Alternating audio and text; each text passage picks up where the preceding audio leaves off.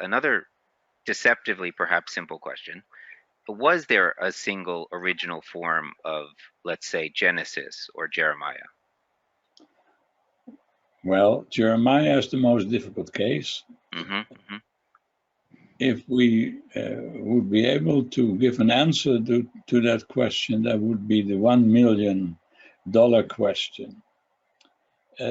In my book, I have a chapter dealing, among other things, with the question of the original text. And basically, that's the question to which we have no answer. And in my book, that's the chapter that changes most from edition to edition. I'll tell you that I have the answer, I would be giving a wrong impression. We really don't know. I do believe there was an original text, yes, but it all depends on the way we formulate that reply, in the way we formulate that answer, and what do we think the shape of the original text was. Because basically the Hebrew Bible was written and rewritten and rewritten.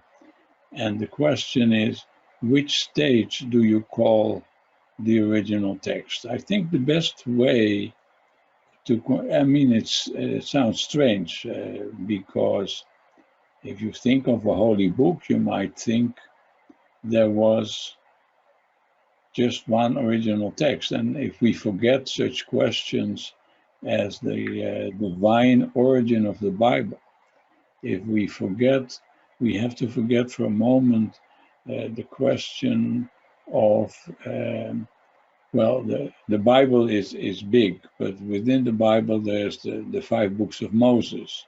And according to the general conception, the 5 books of Moses were given at one particular moment on Mount Sinai to Moses. So that's one particular datum.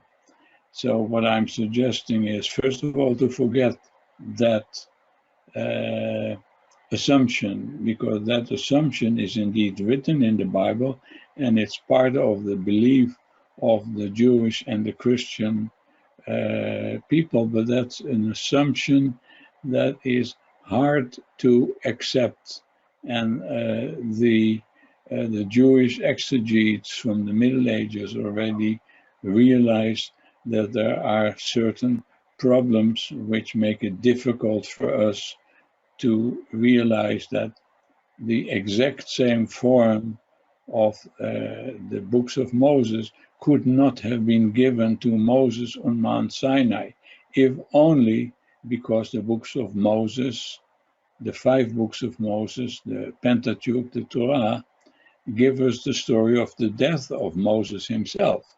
So that could not have been given to Moses in its form as we have it today. But going back to the principle, I believe that we should compare the writing of the biblical books and the perennial correction and rewriting of the books with the way we write our papers today, with the way you yourself write a book.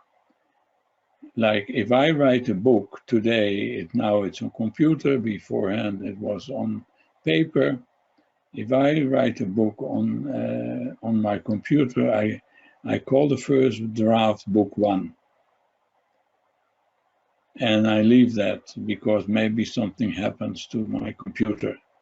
So I leave that on a disk on key or on a floppy disk. They don't exist anymore, but I put that in some office. And then I continue writing, and I call that book 2. And if you work well, you'll get to book 67. And book 67, you bring to your copy editor. and then it's still your own work, but the copy editor makes some changes, improves the style, puts a comma where I put a full stop, etc. It's all still part of my work. So the question is, which stage is the original book? Yes.